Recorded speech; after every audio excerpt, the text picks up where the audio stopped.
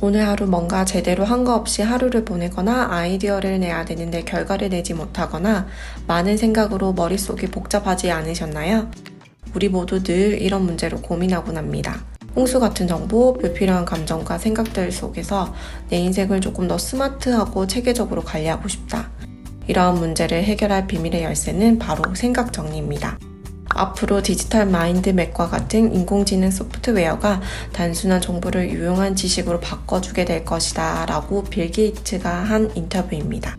이처럼 넘쳐나는 정보 속에서 생각을 정리하는 데 시간을 단축할 수 있는 게 바로 마인드맵 기술인데요. 마인드맵이란 간단하게 머릿속에 복잡한 아이디어가 떠오를 때 시각화해서 표현한 그림입니다. 생각을 정리하여 체계하고 기억력을 증진시킬 수 있는 매우 효과적인 기술인데요. 저도 처음에는 종이에 손으로 마인드맵을 그리다가 일정 시간 지나면서 디지털화 시키는 게 더 좋겠다 생각이 들더라고요. 첫 번째로 편집을 무한대로 할 수 있다는 점입니다. 공간과 시간의 제약 없이 자유롭게 편집이 가능합니다. 두 번째, 관리의 용이성입니다. 보관, 공유, 보안이 철저하다는 점입니다. 세 번째, 시간이 절약된다.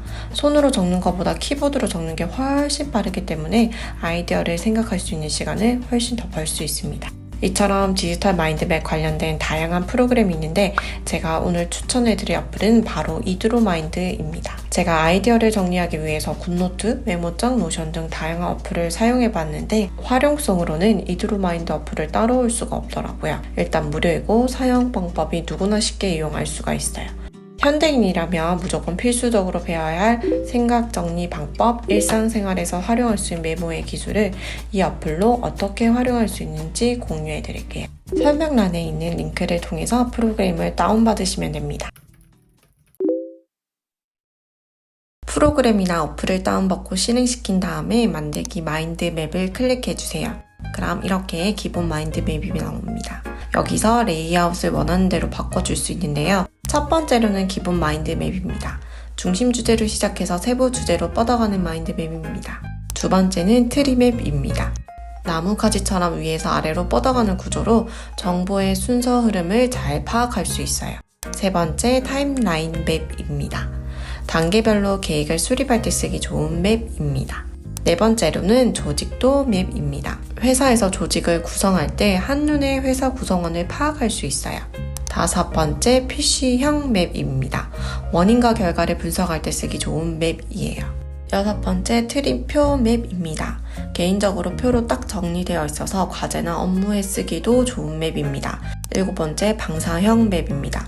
원형을 둘러싸면서 점차 뻗어가는 형태로 원 하나에 핵심적으로 모든 정보를 모아 볼 수 있어요. 여덟 번째, 원형 맵입니다. 방사형 맵과 반대로 원 안에 주제를 모아서 볼 수 있는 맵입니다. 아홉 번째, 버블형 맵입니다. 핵심 주제를 둘러싸고 가지 형태로 확장되는 구조입니다. 브레인스토밍이나 개념 정리하기 좋은 맵입니다. 기본 맵 이외에도 다양한 마인드맵 템플릿이 있어서 활용하시면 됩니다. 가장 기본적인 맵을 활용해서 마인드맵을 어떻게 쓰는지 알려드릴게요. 첫 번째로 가장 가운데 핵심 주제를 입력합니다. 그리고 두 번째는 메인 주제를 나열합니다. 브레인스토밍을 통해서 머릿속에 생각나는 대로 나열해줍니다.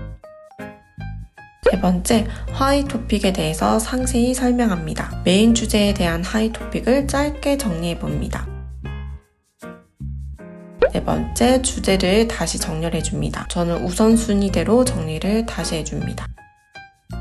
다섯 번째, 나만의 스타일로 바꾸기. 전체 조직도를 한눈에 파악할 수 있도록 글꼴, 색상, 테두리 등 원하는 대로 변경할 수 있어요. 또는 테마를 선택해서 다양성을 줄 수 있습니다. 이제 마인드맵을 어떻게 일상생활에 활용할 수 있는지 보여드릴게요. 책을 읽고 나면 얼마나 기억하시나요? 저는 육아를 하다 보니 뒤돌아서면 깜빡깜빡 하는 편인데요. 책을 읽고 정리해두지 않으면 책의 중요한 내용이 금방 희발되기 마련이더라고요. 요약해서 독서 노트를 적어보기도 했는데 잘 읽히지 않더라고요. 독서 노트를 마인드맵으로 그려다 보니 확실히 시각화돼서 한눈에 모든 정보가 잘 보이더라고요. 책 한 권을 읽고 마인드맵을 완전히 내 것으로 만드는 방법을 알려드릴게요. 우선 가운데 책 이미지나 제목을 작성해주세요. 그 다음에 주요 키워드를 정리해둡니다. 저는 주로 책 챕터별로 정리해두는 편인데요. 책을 읽으면서 표시해둔 부분 위주로 정리를 해둘 건데요. 챕터별로 꼭 남기고 싶은 문장을 짧게 요약해서 정리해둡니다.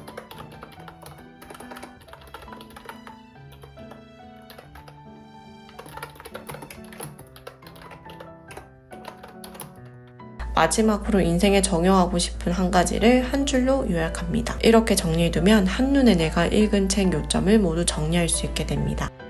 나중에 책 내용을 기억하기도 쉽고 글쓰기 실력도 늘 수 있답니다.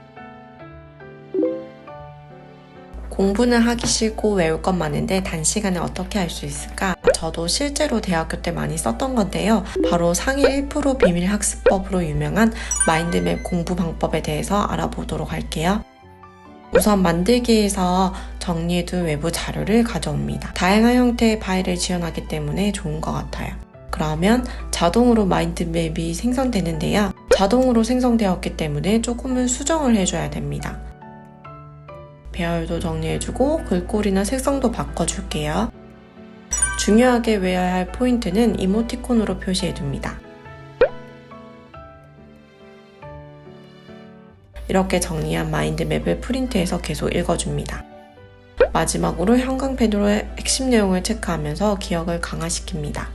노트로 요약한 것보다 이렇게 시각화해두면 훨씬 암기도 편하고 기억에도 오래오래 남을 수 있습니다.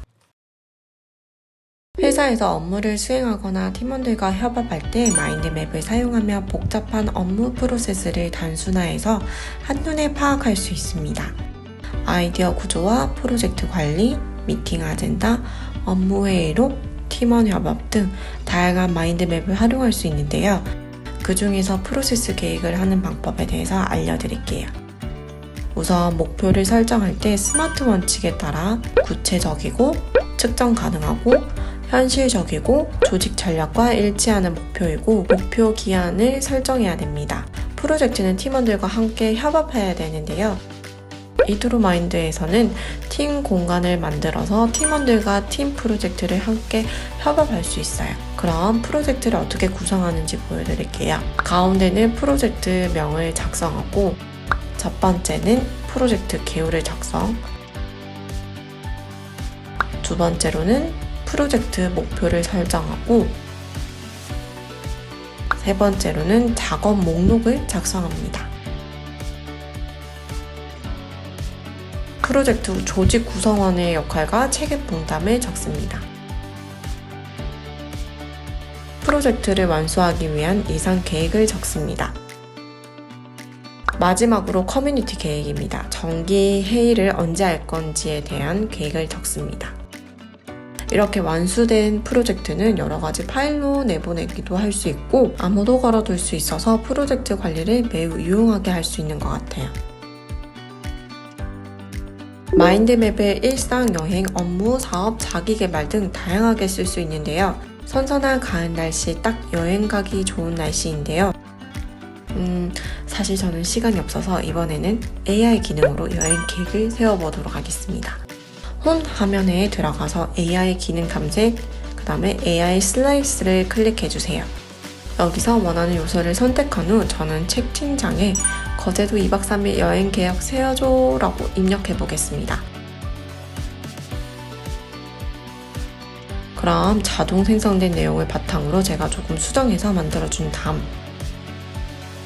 완성된 파일을 내보내기 위해서 같이 여행하는 여행 메이트에게 보낼 수 있어요. 시간이 부족해서 계획 세우기 힘든 분들은 AI 기능을 적극적으로 이용해 보시길 바랍니다. 여기까지 제가 평소에 어떻게 일정, 업무 관리를 하는지에 대해서 보여드렸어요. 아이폰, 아이패드, 맥북, 노트북 모두 연동이 되기 때문에 언제든지 생각이나 업무를 정리할 수 있어요. 실제로 이번에 제가 업무 관리를 할 내용을 보여드릴게요.